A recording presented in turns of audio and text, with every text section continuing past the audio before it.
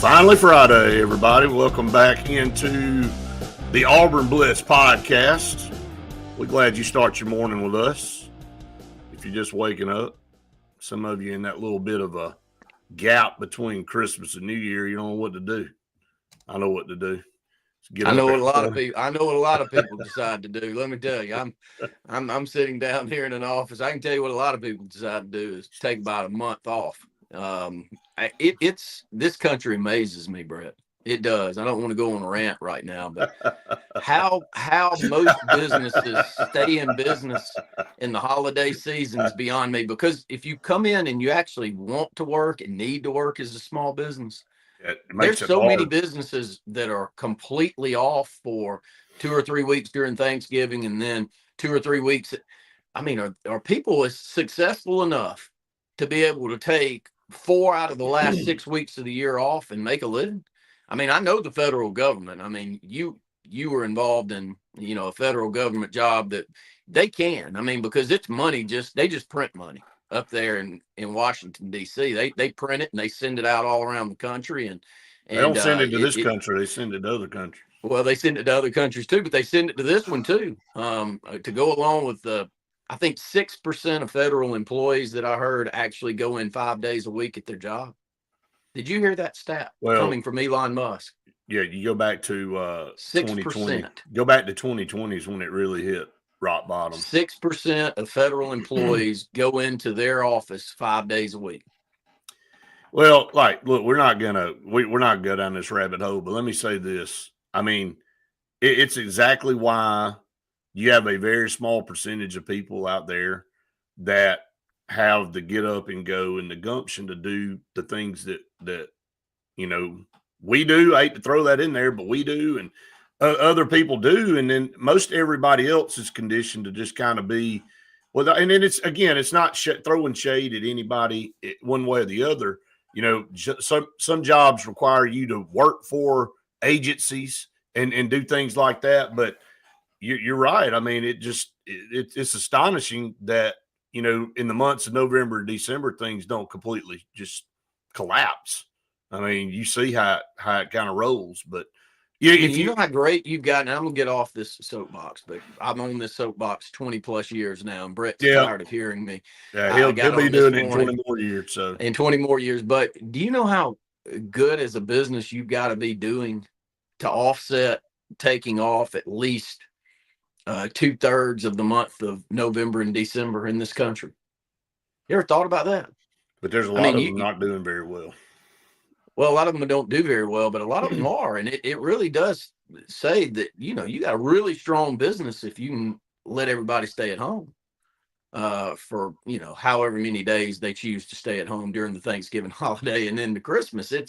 There's a lot of success to pull that off. I'm off my soapbox, but I'll get back on it again this time. If you're tuning into the podcast on December the 26th or 27th next year, it'll be the same conversation. It will be the exact same one.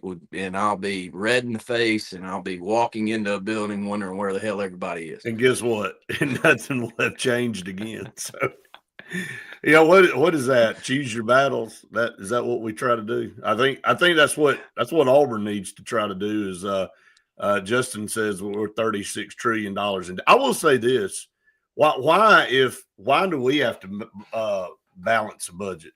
Why do we have to balance our own personal budgets when the country just says, hell, I don't, man, y'all just go out and print and do whatever you want to do. I mean, it really is kind of hypocritical to give a credit score to everybody and have individual governance over, hey, well, you need to manage what you're doing. And then the country they pay $20 million to research on how monkeys react to certain things in South Carolina.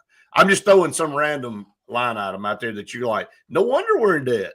I mean, it's just like but we all know how politics works. It's all pork. It's all built into, these huge, massive bills that there's no way you can read through all of them. They're 1,500 pages, and they slam all kind of favors in there for people. And that's how you run up a $36 trillion debt, because you don't have anybody. I love Warren Buffett. Warren Buffett's idea is the best one that's ever been thrown out there.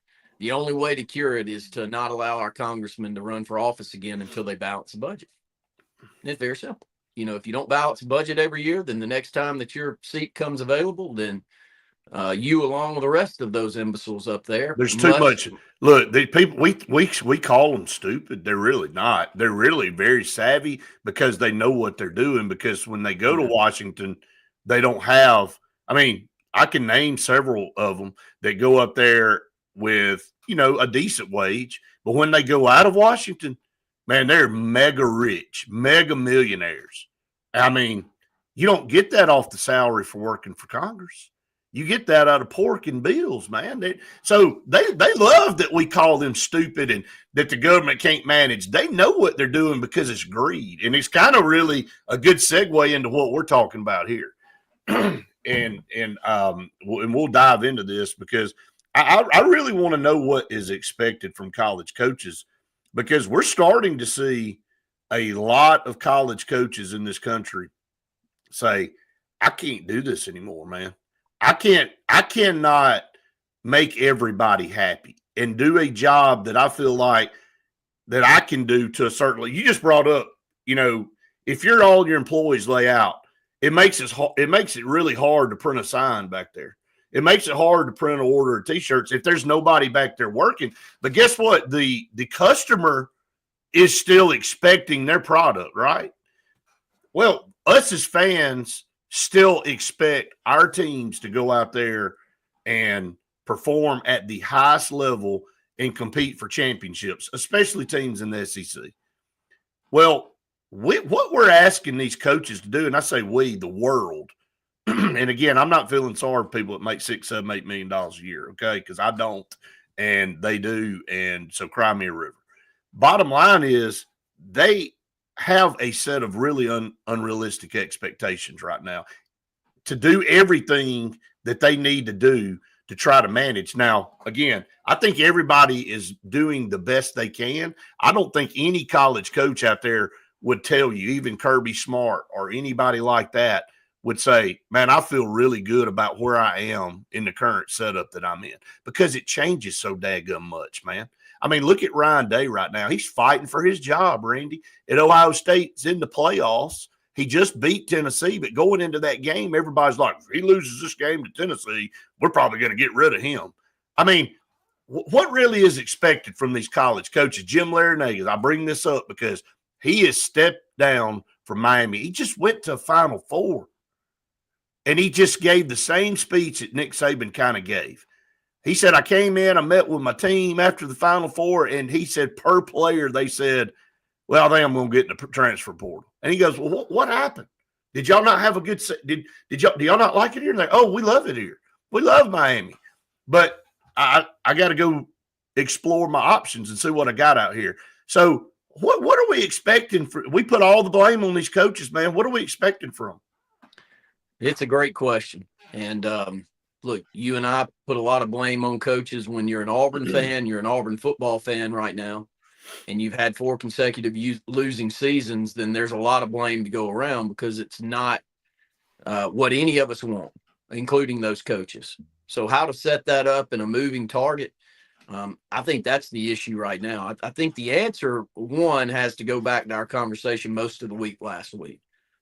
You must go and get a leader to throw in front of this thing to go and fight the battles for you. So what do I expect from them? I expect them to be a mouthpiece to say how screwed up it is, one. But while all of that's going on, it's what Bruce Pearl has said so many times, Brett. It's until things are fixed, then I need the money to come into the NIL so I can go out here and pay these players. He said it. Don't go build me a gym to practice in. Don't go get the women's and the men's out of the same practice facility.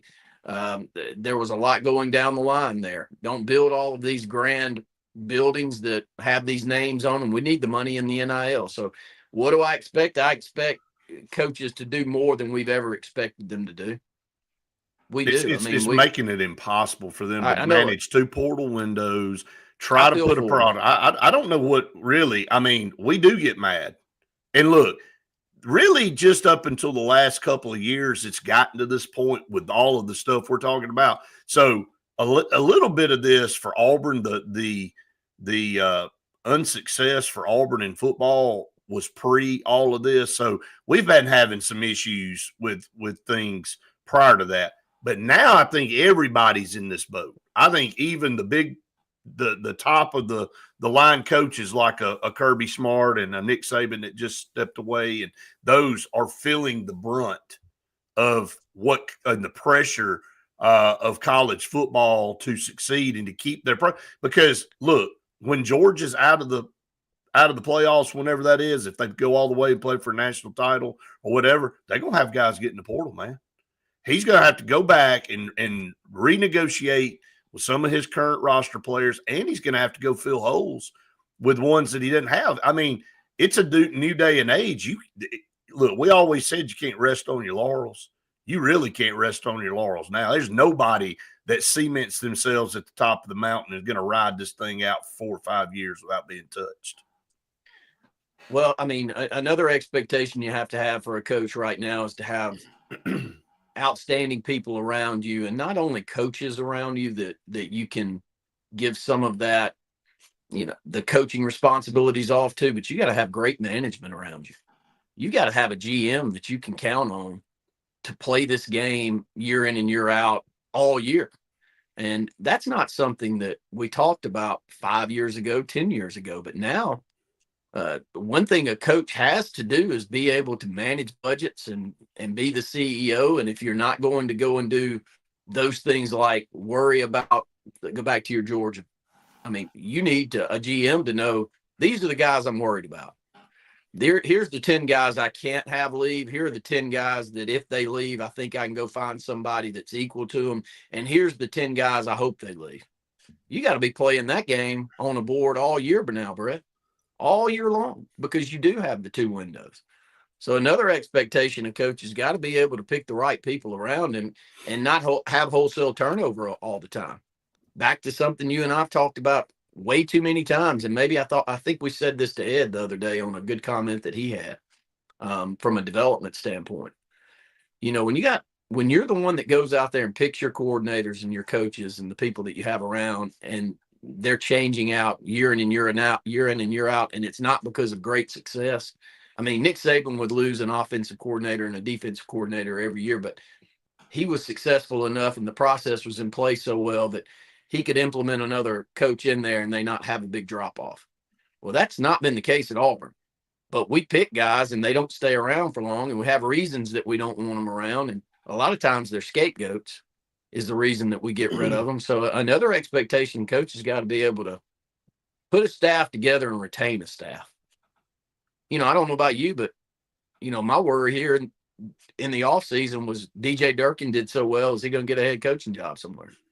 Or DJ Durkin did so well, is he going to move on to another program? Did you think that? I mean, Charles Kelly already did. Charles Kelly did get a head coaching job. Anytime you have an assistant that's up for the Broyles Award, or you have any assistant that's a top recruiter, Charles Kelly, there's going to be people come after him. So you have to be so good as a head coach that you can lose key guys and still be able to keep the product up to a level that it was before they left. That's expecting a lot from the head coach. I think that's kind of why we're talking about this, is that everything you've already said hasn't had one thing to do with on-field production. No. We ain't even got to the play on the field. And, all of this is trying to get you set up to where you can go out and actually coach. I mean, I think Nick Saban said this a couple of years ago, and maybe last year going in the playoffs. He's like, man, I ain't got time to worry about all this recruiting and all the stuff that everybody else is doing right now, because I'm trying to coach and prepare a team to play in a playoff game.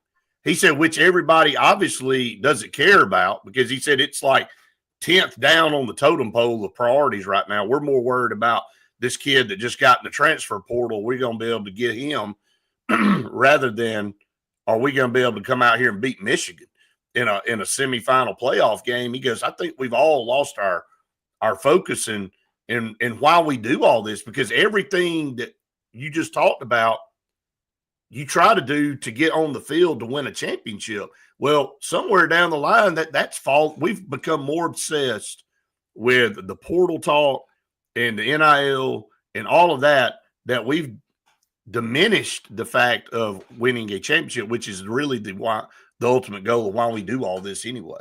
I mean, it's like Glenn just said, why play a player that is already transferred to another school? Ohio State did it in the playoff game the other day. Their backup quarterback is already in the transfer portal, and they had to ask the team, are y'all good with him coming in here and playing if we need him to play? And they voted yeah, and so he played, at the end of that ball game. But that's what you're managing now. You're managing a bunch of guys that, some of the ones on your current roster in key situations may have shifted their mindset somewhere else already. So you have to determine if you want them to actually play for you or not in a game that means something to your school. It's wild. I don't have an answer. I do think that we spent 5 days beating around the bush on this topic last week. And until the NCAA gets a head man, a lead guy, spokesperson that they give a lot of power to, and all of these Power 4 coaches and administrators and conference executives get together, Brett, and make a decision on how they would like to see this thing play out. Not exactly, because nobody's going to go in a room with 10, 15 plus guys in a room and everybody come to a consensus on what, but list 8 or 10 things that you feel like would make this sport better, and try to shore those up. But right now, it doesn't feel like there's a leader out there doing that, does it?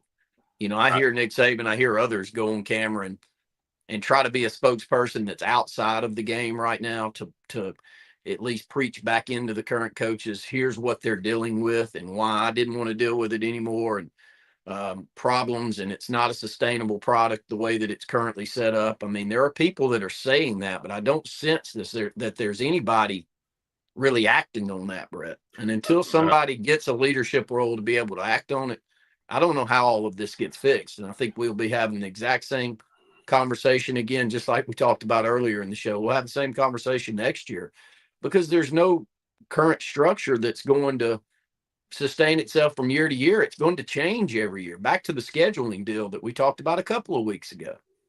If you're saying now that it doesn't matter who you play out of conference, then why the hell play anybody tough out of conference?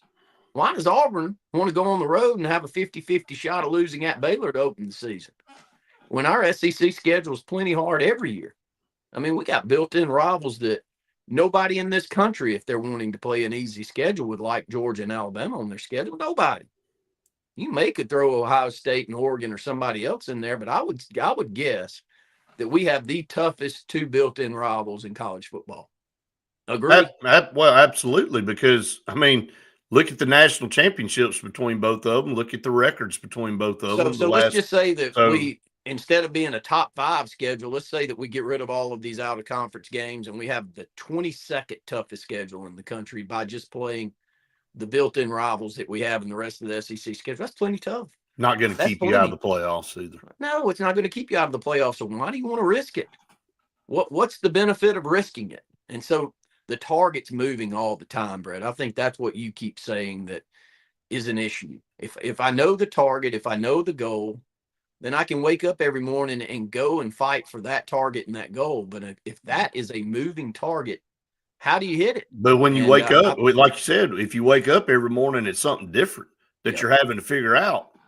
You really put – that's why I think a lot of these guys are like – look, Jim Larinaga has probably been coaching – I don't know how many years he's been coaching. He's been coaching 45 years, probably in college, maybe 50, longer. 50. What's he in his mid-70s? Yeah. So I think he probably started coaching. I don't know. I hadn't looked that part up. I know he's probably been coaching 45 years. All right, I'll say this. So, I mean, is he coming toward the end of a career? Probably. Was this unexpected? I think so, because he just took a team to a Final Four in 23. And this is his quote.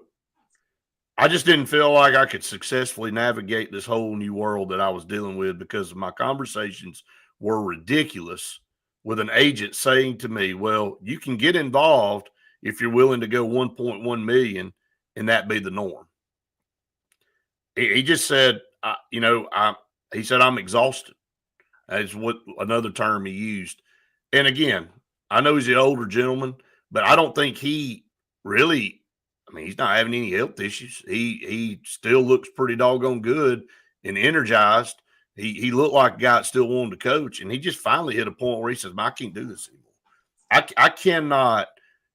The effort that it takes for me to put together a really good basketball team and then go in here and coach them up in my system and give them everything that they've asked for, and for them to still decide they want to leave my program for greener pastures or what they think are greener pastures. I can't fight that anymore. I'm tired of restructuring my roster and getting 8 new guys in here every year. And like Bruce Pearl is going to be faced with the same situation coming up this coming year. We have caught lightning in a bottle. That's why I've said this about Auburn basketball, and you agree with me. We better win it all this year. I don't think Auburn will ever put a team together like this in mine and your lifetime. They could in 2 years. Who knows? But the stats that are coming out of this team right now, Randy, are better than any basketball team in a lot of categories ever in the history of NCAA play. And they've been keeping up with these metrics. You look at the teams that Kentucky and Duke and North Carolina and Kansas have put out over the years. This team's better than a lot of those teams, most all of those teams. And so I'm saying that this is a really, really good opportunity to seize the moment, because you don't know what next year's going to bring. There is no building on what you have or expecting to, this is going to be this way next year or the year after. I mean, you live literally month to month now in these programs. I mean, Jim Larinaga's stepping down before conference play even starts. You're going to have to find a new coach. I mean, he just – it's unbelievable. It's unfathomable to think that Auburn's going to have to replace 10 guys next year in basketball, on a basketball team. So, no, it's not beyond the realm of possibility to think that you may never get back to this point again with this structure, that everything aligned up perfectly. And like you've said a million times, thank goodness we've got Bruce Pearl in place to do this. But again, it'll get to a point eventually with Bruce Pearl where he's going, I've done all I can do. I've had a great career. I want to go enjoy the rest of my life, and I don't want to put up with some of this stuff anymore. I think he's willing to continue to fight the fight right now, but there'll be a day that comes. I mean, it's just like with Nick Saban, with Alabama fans. The day came, and he stepped away because of all the stuff they're having to deal with. Well, you got to be special. You've got to have an overwhelming personality that you can go out there and get young men to gravitate to and be able to hold on to them based off of that culture that you build and the processes that are put in place. And so to say that a head coach needs to be a special person is putting it mildly in today's game. And it's the reason that Bruce Pearl is the best we'll ever see at Auburn. I'm hopeful that we, at some point in time in my life, get a coach that's anywhere near him, but I'd be surprised, because he does all of those things, Brett. You got to be able to market a program now. You and I had a back and forth a couple of days ago on a coach that I thought was on the radar, at least at one time at Auburn. And it was Deion Sanders, by the way. I'll bring it up. And we went a different direction, and that's fine that we went that direction. But the thing that Deion does is he brings eyeballs to a program that was dead in the water. I mean, they were way under the water. And but he can market. And so was that overly important that Tom Osborne back in the Nebraska run was a great marketer? Do you think he was? He was absolutely. He was the opposite of that. I don't think you necessarily had to be that back then. You know why? Because you built off tradition. You built off tradition. You built off a program. You build a culture internally. Right. You go and you get guys. I mean, he's one of the best college football coaches that we've ever had. But I'm just bringing up a guy that I think was, when the mic was in front of him, he didn't give you a lot. I don't think he was out there, constantly trying to sell that product. I think that product was selling itself. They were letting the product sell itself. So, absolutely. But when you look at today's world, it really helps if you've got both. It really helps that that you get a Bruce Pearl that you put a mic in front of, and he's never found one that he didn't like. Makes me think how great Jimmy V would have been during this era. because, if you get the money and you can go sell the product, you can get the program behind you and you can go and buy you a good team and then build a culture internally, then you can do what Bruce Pearl's doing. And so back to your initial question, or what all are we expecting from coaches? More than we've ever expected, because you got to bring all of those variables together. And if you don't, you're going to lose to somebody that does. And that's tough, because a lot of these guys probably didn't go into the game knowing they had to do all of these things as well as they have to do them now. They want to be a coach and a successful coach, and probably were an amazing X's and O's coach. But you take Hugh Freeze. I think any of us are questioning whether Hugh Freeze knows football. I think he knows offensive football as well as anybody. Now, does he have the time to do all of the million things that are expected of him to get the Bows and Joes into Auburn that we need to compete with Alabamas and Georgias of the world year in and year out, and be the offensive coordinator and deal with all of the answer? I don't have the answer, because I don't do that for a living, but I'm not sure that was completely expected of coaches before this new era, but it is now. So it makes it more difficult than ever to do that job. But it also shows the ones that can do it, like Bruce Pearl, they have way more success than maybe even they would have a generation ago. Yeah, marketing, and I really don't even know what else to say about it. It's been taught to death. We talk it to death. Stephen brings up, what if this chaos trickles down into high school? I think it already is. I think it's already started. I'm not necessarily saying in Alabama, but I think it's already showing its head in other places. G says, does Deion getting his players disability for the bowl game help him in recruiting?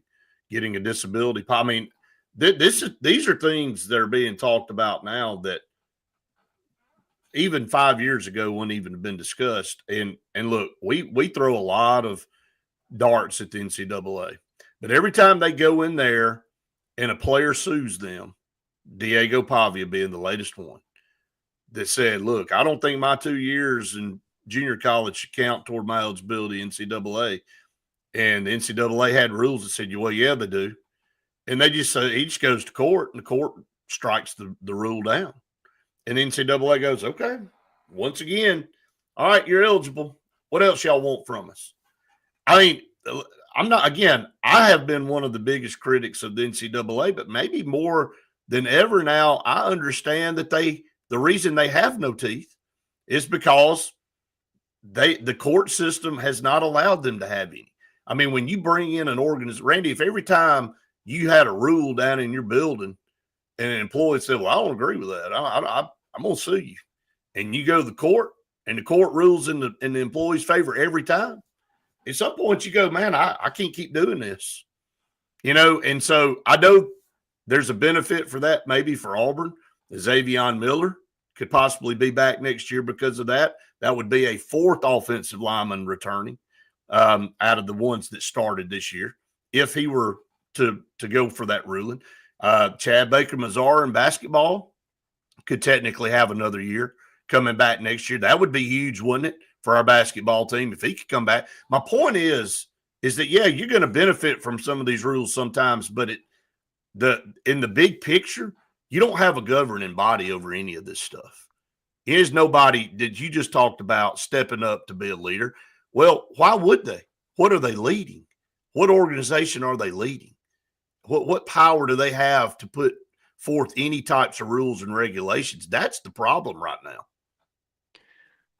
Well, unless the Power Four gets together and say, we're not going to play under these rules, and we're going to go out and set our own thing up for certain sports. Until that happens, you're not going to have an answer to this.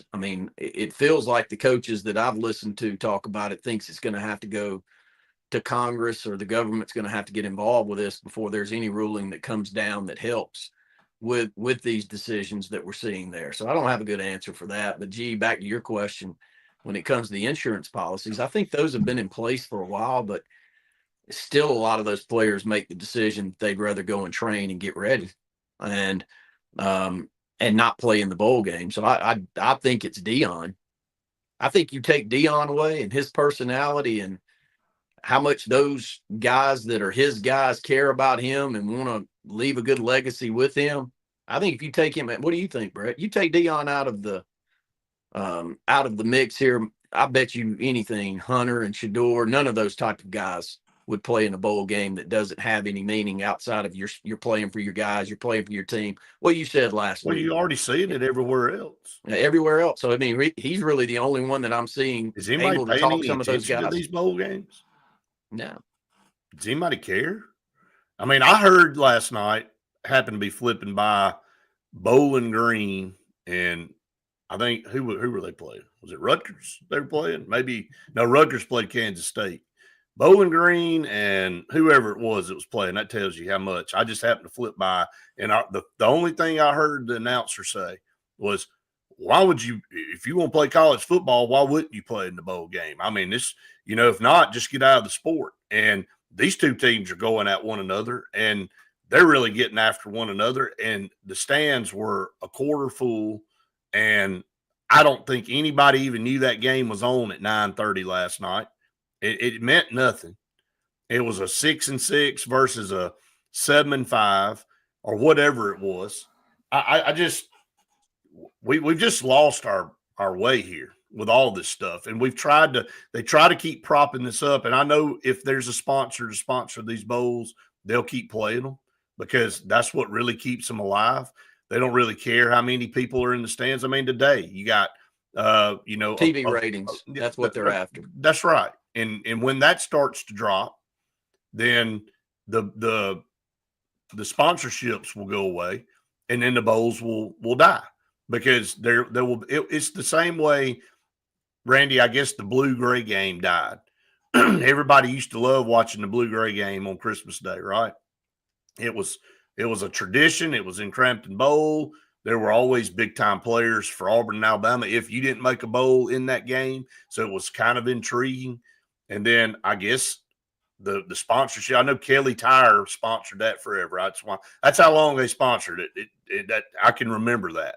And then once I guess Kelly Tire decided they didn't get anything out of that anymore, in the city of Montgomery didn't want to deal with that anymore. All this long-standing tradition and fun of a game went away. So that's where the bowl games are right now. The bowl games are on less than life support. There's a Birmingham Bowl today. Did you know that? I mean, I wouldn't. No. You know who's playing in it? Mm. Vanderbilt and Georgia Tech. Mm. I mean, pretty good matchup. I mean, pretty good matchup. Right? I'm paying attention to that. Well, Well, anybody that really, that's where we are with it, competitive nature. You might be sitting around at a Christmas gathering and you're glad that some football's on to distract you from everything else going on in the house with everybody running around, right? You're like, I'll watch Bowling Green play Fresno State in a meaningless bowl game just to get me something. If you gamble. Yeah, well, right. There's obviously that part which of it. Which is a big part of it, I think. Right. So, again, though, we've diminished those because now we've got a 12-team playoff, and that's all anybody really cares about. So really they're just for show. And again,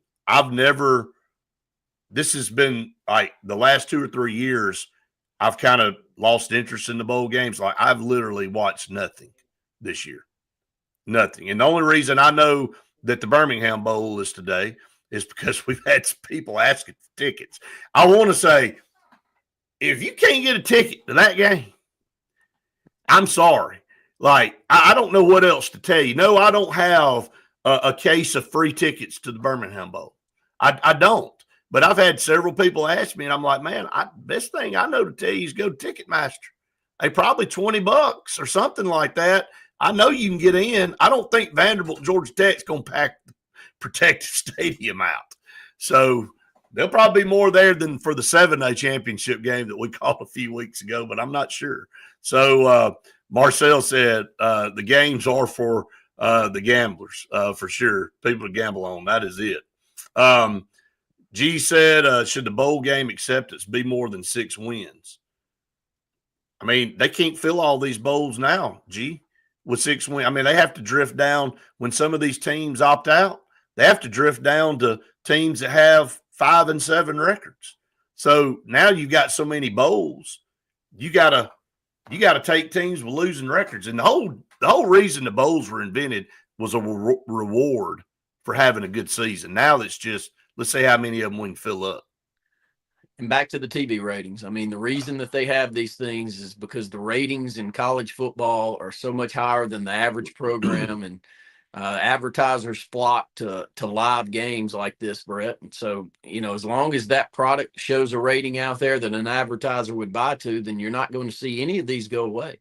And now I think the moment where a lot of us that used to watch these bowl games aren't interested anymore and the ratings drop to a level that they haven't so far is the time where we'll see those change. But until then, you're going to keep having these. And yeah, G, I mean, what Brett said's dead on. Didn't they have to find a couple of 5 and 7 teams this year to make bowl games? I know they did last year, and I know that didn't Army opt out of that game, or who would know? Somebody else opted out of the game with Army, and so they had to go and fill that team. So yeah, it's a situation where, like my dad said the other day to us, he goes, when you have all the top players opting out of the game, what does it matter anymore? I mean, so going back to the original point that got us going down this rabbit hole about bowls is your Deion Sanders comment of, no, those guys would not be playing if it weren't for him. Okay. Like they would have opted out, and that would be a shell of its former self of what they've had this year. That wouldn't be the same Colorado team that you watched play all year. All right. So Ed's talking about the players have to become employees and be under contract. We've talked about that ad nauseum on this show for a month. I think that's where the general consensus has become, because you got to sign contracts. You got to hold people accountable. You got to lock people in. You got to stop all this negotiating every 6 months. Wayne said Toledo beat Pitt in 6 overtimes yesterday. I'm glad you told me, Wayne, because I didn't know. And I'm not sure there's many other people out there. Now, I'm sure it was probably a really good game.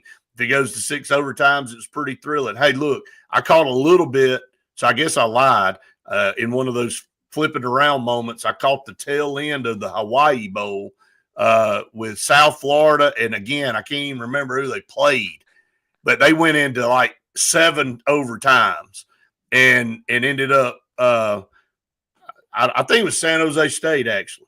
And San Jose State and South Florida, I was thinking South Florida flew from Tampa all the way to Hawaii to win a 7 overtime game in the Hawaii Bowl. But anyway, that's the case. I mean, just nobody's paying attention. And these are the diehard people that love the sport. When they're not taking time to take these games in, who is watching? So that'll start getting the advertisers thinking, Randy. The ones gambling. Yeah. So and just let DraftKings just sponsor all of them then. And they do. And there's enough eyes with those that do gamble, Brett, that it's keeping those ratings up. And as long as those ratings pop up where they are right now, and the need for live television for advertisers, because the days of Seinfeld, that's over. I mean, those shows like that a lot of advertising dollars went to, those things they don't exist. Long gone. So it's all on live sporting events. So the more of them that you can get that draw ratings are going to keep getting the advertising. Glenn said the announcer was so mad, probably because he's ready to get out of there. I thought about this the other day in that South Florida game, and I thought, man, the trip to Hawaii would be cool. Like I was thinking, like, what if me and you got invited by ESPN because they've got 942 bowls and they need as many announcers as they can, and they like, look, man, we'll pay you in some gravy and biscuits and some stuff like that if you'll go call this game. And I thought, well, the trip to Hawaii would be fine. But what I was thinking to myself, back in the day, if I got invited to call a bowl game, I'd be like, man, what an honor. I was thinking, first of all, who would know I even called the thing? And number two, I'd be calling a game. It literally doesn't mean anything. So one of my best stories ever on this subject is one of the first years we did. It was the Final 48 back then, but it was the basketball finals in Birmingham. Right. Our good friend Austin Robinson was on the call, and it may have been with Luke that night. I can't remember. You and I were back in the hotel room listening to the game, and it just kept going. And it was like game 8 of 8 that day. and the game didn't start until like 8:30 or 9. And the nightcap went into 4 or 5 overtimes. I can't remember how many. The game was great, but I mean, nobody got out of there until after 11 o'clock that night. We're getting texts from Austin. Oh my God, another one. And it was like, we were listening to it on the radio in the room. It was like a 1A boys game, semifinal game. I can't even remember who it was, but it was that's pain. And when you're still, we were the only two listeners. We were the only two listeners outside of the people because the people in the communities were in Legacy Arena. So Randy and I were the only two listeners to Austin and Luke calling that boys 1A semifinal game.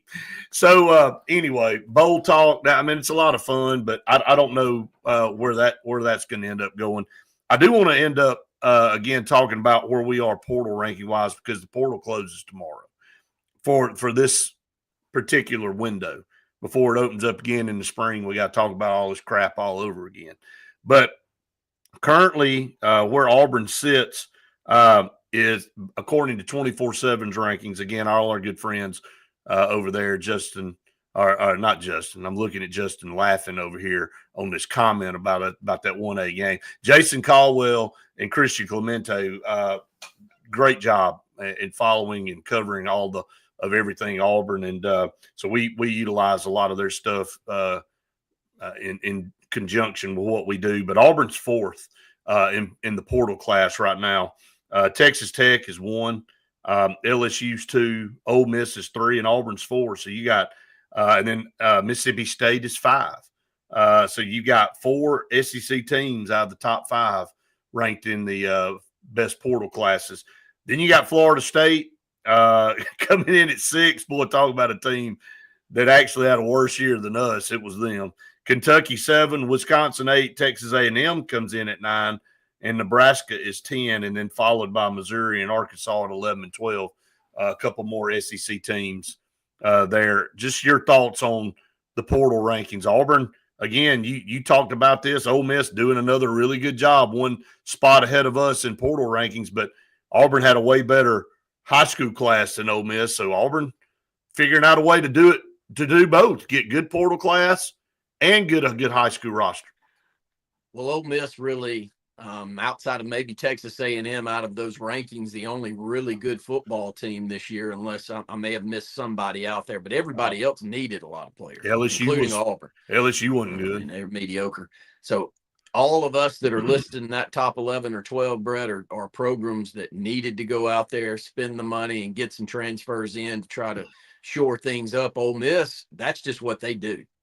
Ole Miss recruits as well as they can in the high school classes, but they're nowhere near the number that you'll see from a premier program. So I'll say the same thing you did there. I think that my takeaway was the same as yours, is that Auburn being as high as they are and having the recruits that they have coming in from the high school class as high as we were there is signs pointing to back to what we said. And I know some people take offense to what we say on this, and that's fine. I mean, we don't come on air thinking that everything we say everybody's going to agree with. But the reality is that at a certain point, when you're in year 3 or 4, as Hugh Freeze is about to be, and you've recruited, because he deserves all the benefit for getting our players up to the level that we're going to have. But at a certain point, you go, okay, let's get rid of the excuses. We've got enough here to be very competitive. We may not win them all, but we can compete with most everybody on our schedule, and we should be able to win more than our fair share of games.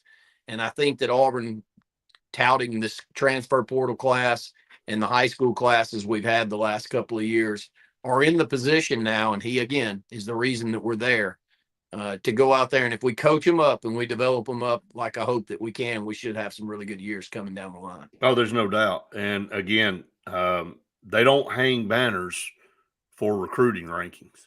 Okay. No. You want to do well, and we get caught up in all this. But again, going back to an earlier conversation we had this morning, we've lost the reason why we do this. We've lost the reason. Nick Saban said it. You know, we've forgotten that we're playing a game to win a national championship. We're more worried about the portal rankings and who we're going to get out of the portal and where our recruiting class ranks rather than are we going to finish this deal and win a championship? All right, let's look at some of these guys again as this closes. If you look down through here, I think Auburn really did a good job of going over to the offensive side of the ball and filling some gaps. They definitely needed to. They lost some production over there, obviously with KLS. So they go out and get Eric Singleton, who's the number one receiver in the portal. We've been bragging on this defense. The recruiting the last couple of years from the high school standpoint has been unreal. But also Auburn was able to go out and get some pieces last year. Philip Bleedy, Dorian Mausi, some of those guys over the last several years. Austin Keys, Eugene Asante, to fill in gaps where needed.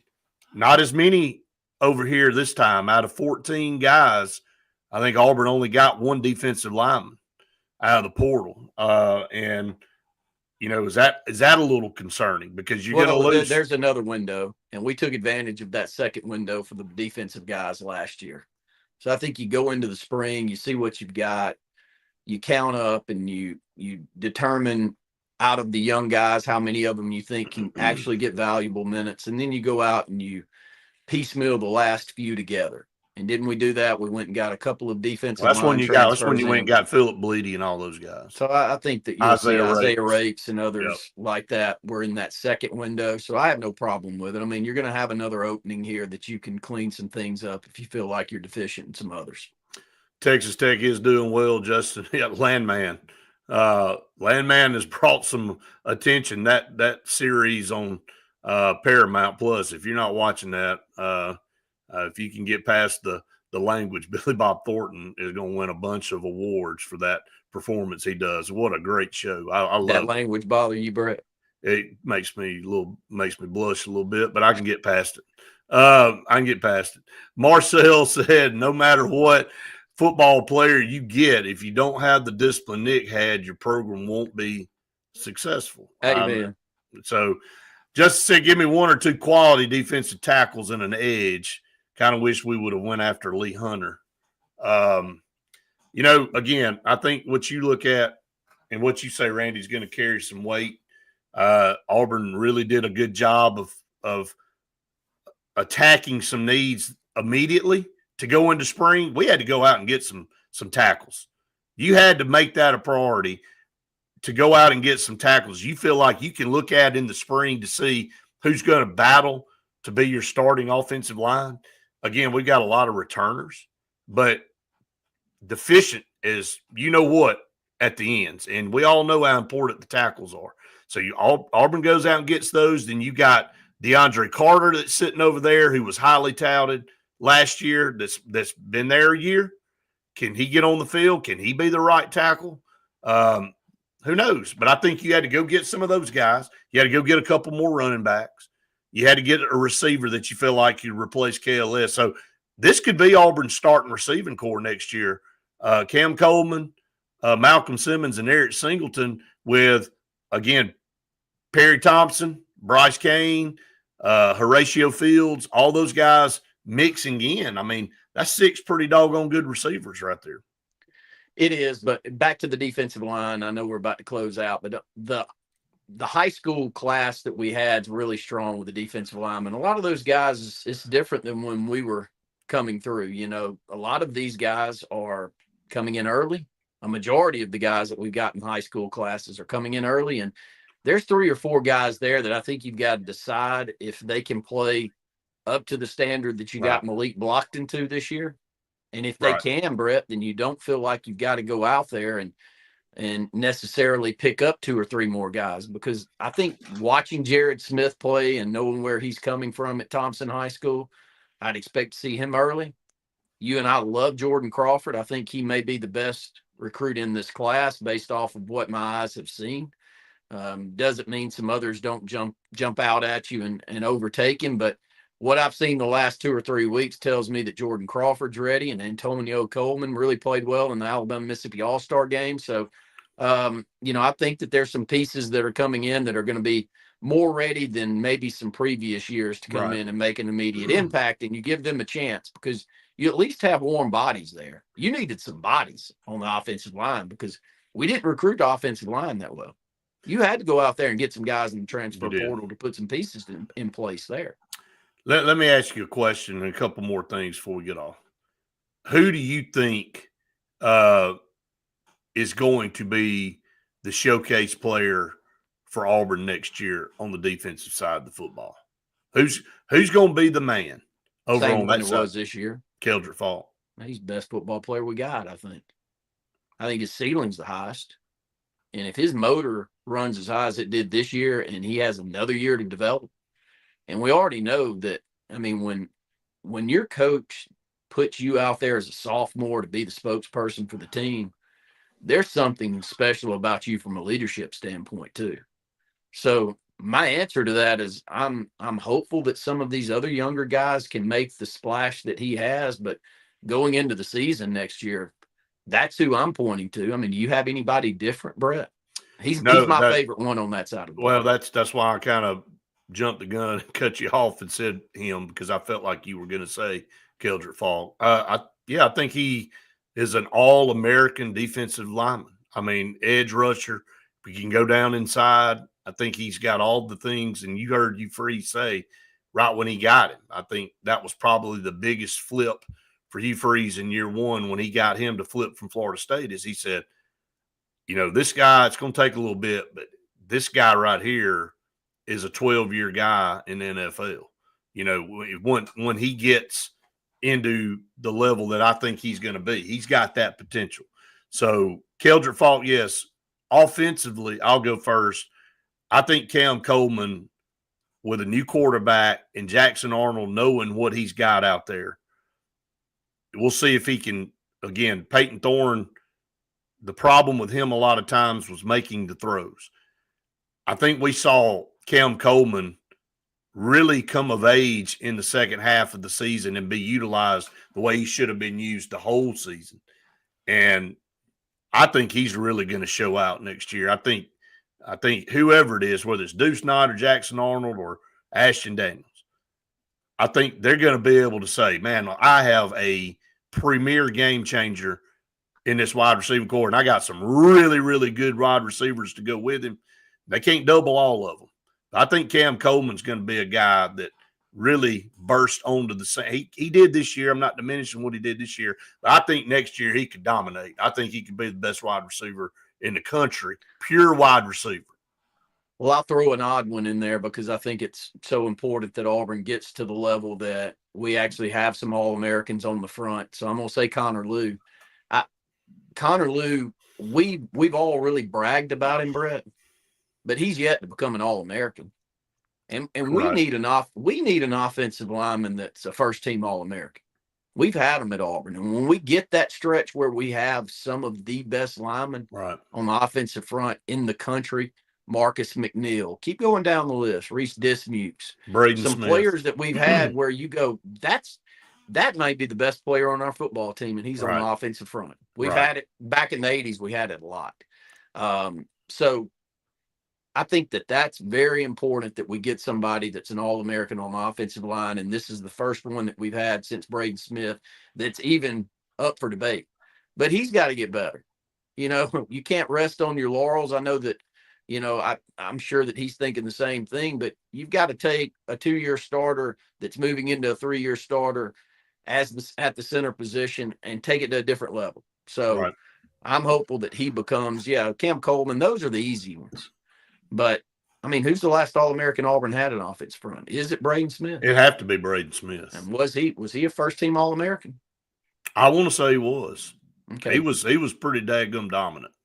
I mean, he was a first-rounder in the draft. I mean, he's the most dominant lineman we've had in 10 years. A long time. 15 years. When was the last? When did he play? When was the years he was 17. There? Okay. So in definitely the last 10 years. Best offensive lineman we've had, Braden Smith's had a good career with Indianapolis. And Marcel said for Malcolm, for him, is going to be the guy to show he's the best. I definitely think Malcolm's got the opportunity. He's going to have opportunities. I thought he had a really good, solid freshman year for Auburn. He emerged as really early in the season as a guy that you couldn't keep off the field. And you heard Hugh Freeze talk about what a joy it was for him to be on this team. And you and I have been saying that forever. And you've said it a million times about his demeanor and how he carries himself. And, you want to be around a guy like him because he's always smiling. He's always having fun. And that kind of permeates other people. And so, yeah, he's got the right attitude. And he's going to work his rear end off. He's going to work as hard or harder than anybody on that team.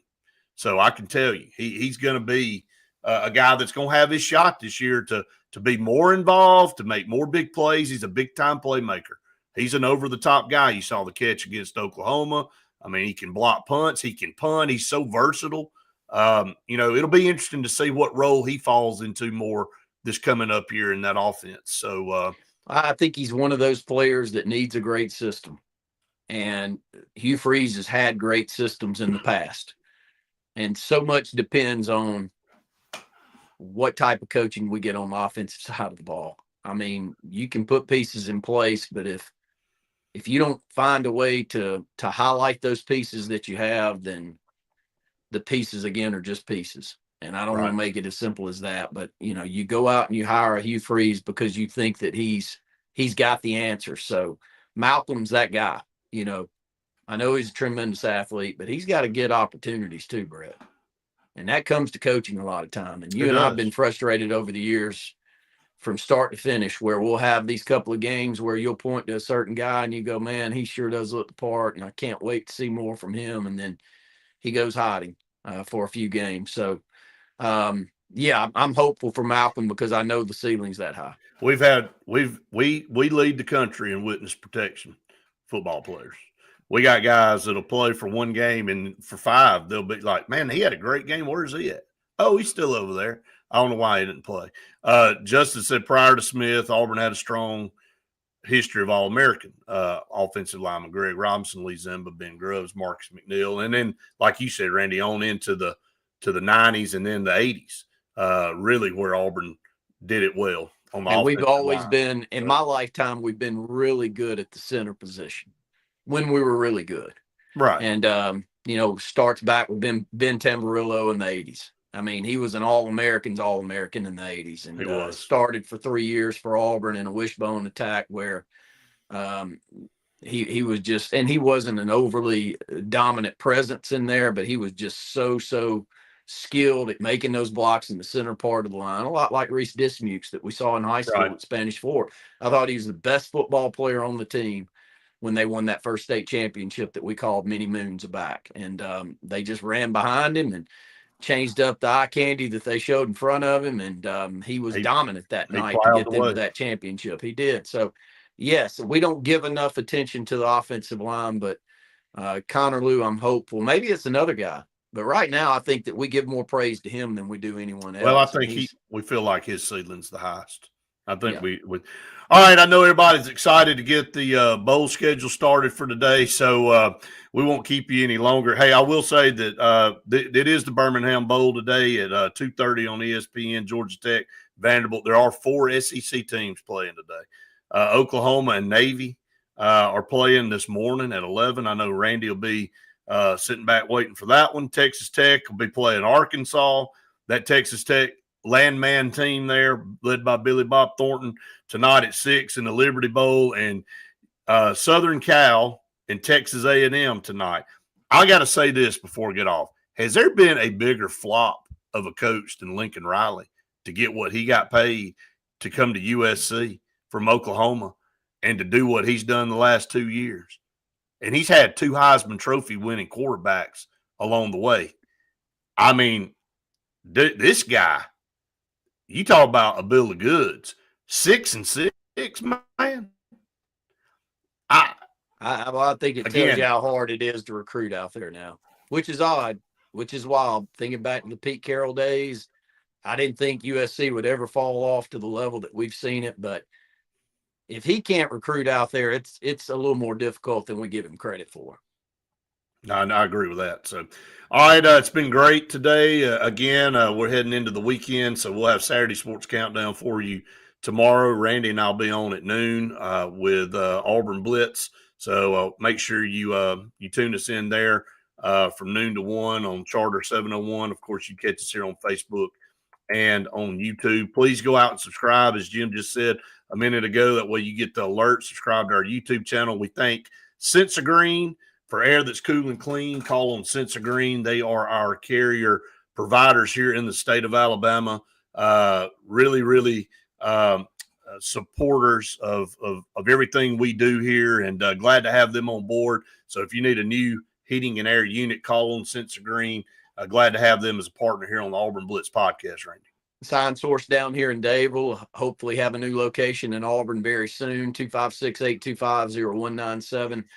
From design all the way to installation, we can help you with any sign project, from a digital scoreboard to a digital sign out front, down to just regular old coroplast signs to go in your yard. 256-825-0197. And Lee Apparel, screen printing, embroidery, DTF, promotional products. Been around for 20 plus years, know the market. If you got a brand you're looking for from corporate apparel standpoint, I promise you we can find it. 256-825-0197. All right, everybody. Thanks so much for joining us each and every day here on the Auburn Blitz podcast. Again, go out there and subscribe, spread the word, and we'll see you at noon for Auburn Blitz.